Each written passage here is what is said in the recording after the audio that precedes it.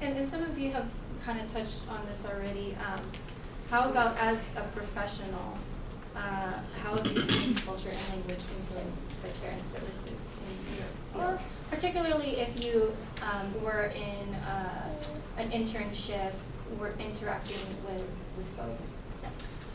So I think it's been a long struggle to realize that your heritage can be an asset. I know when I was younger, it was mostly you don't want to be different, you just want to be the same as everyone else. At least that's how I was when I was younger. Nothing embroidered, nothing. Don't make me look Mexican, mom. Don't give me braids. Don't give me anything. I just want to look like what people consider normal.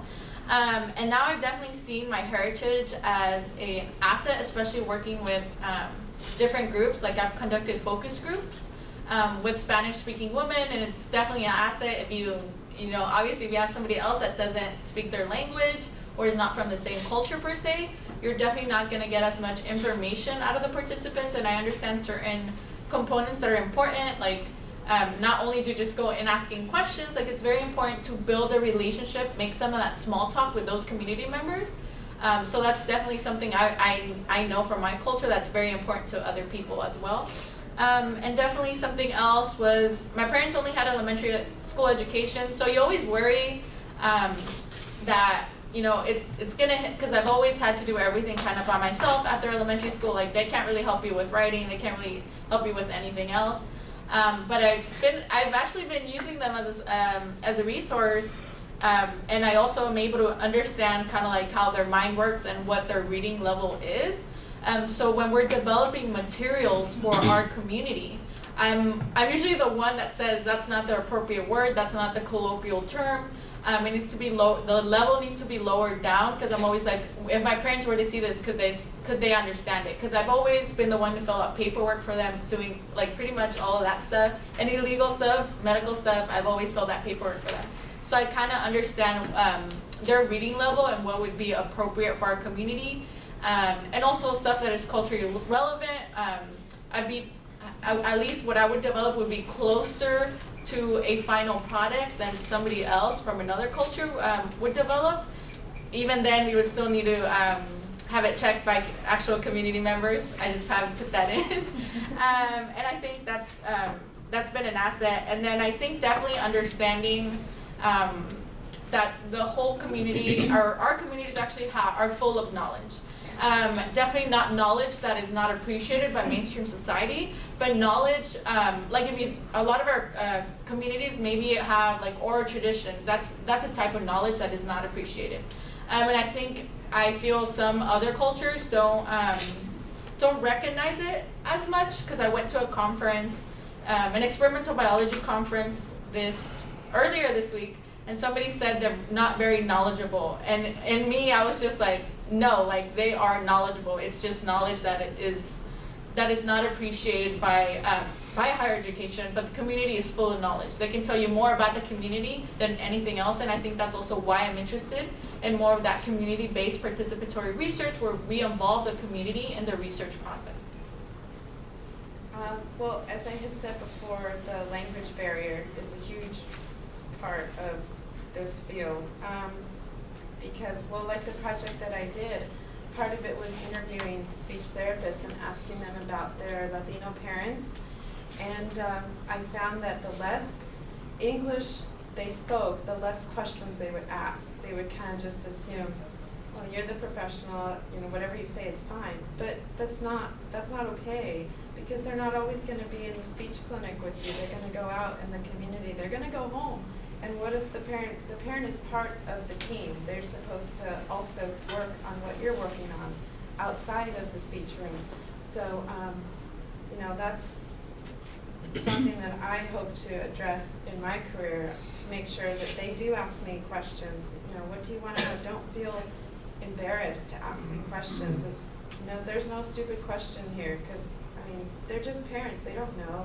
They're not trained in this field, so it's totally fine to ask any questions that they want to ask. And as far as culture, like I said before, my professor really motivated me, and she made me apply.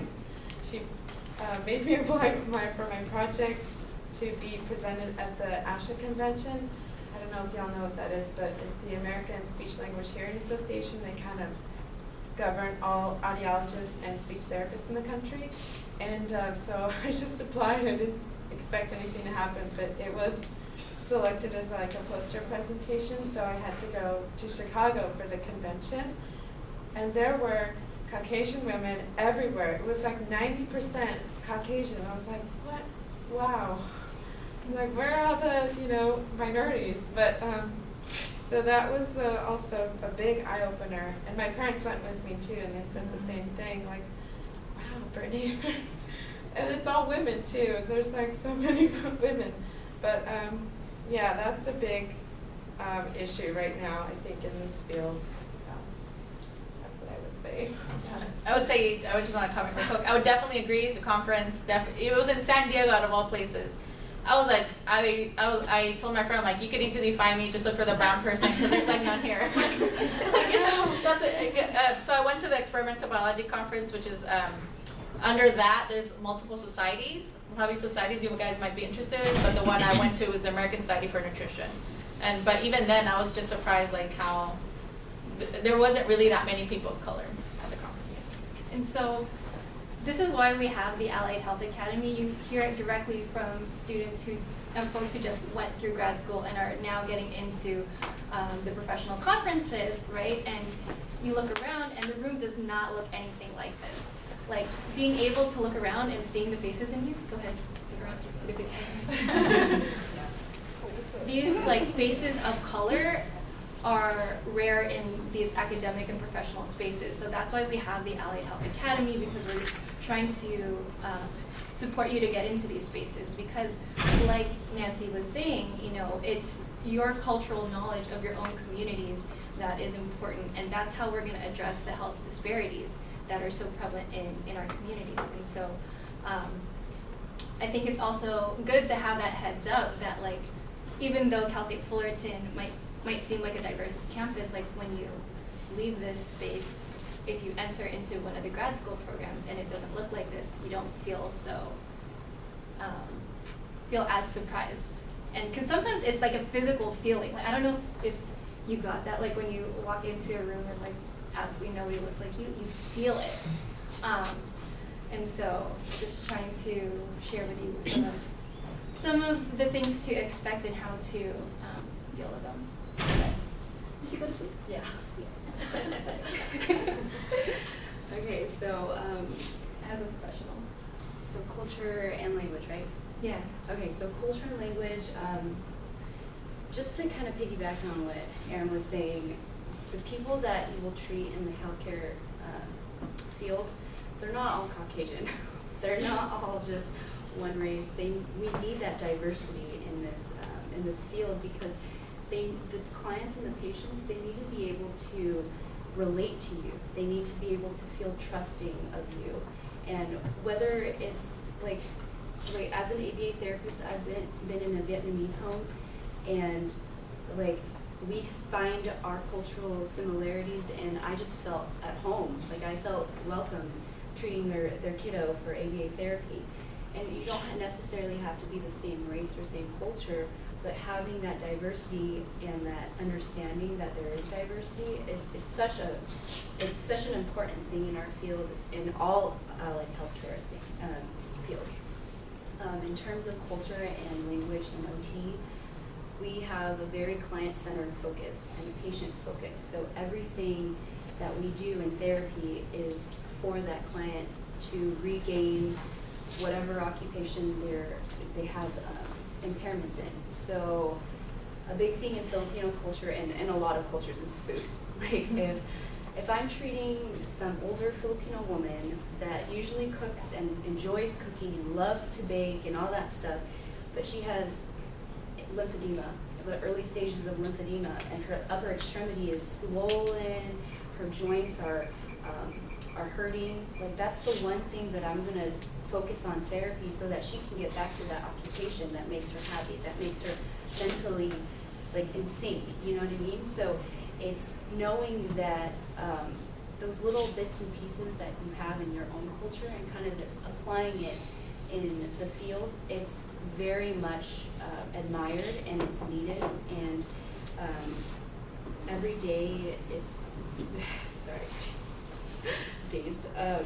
every day your culture is used. Like every time, like there's a lot of respect that we preach in a lot of our cultures, so that can be carried over as well. You know what I mean? So it's just it doesn't necessarily have to be like Filipinos helping Filipinos or Mexicans helping Mexicans or that. It's just the diversity of that melting pot. It makes a huge difference.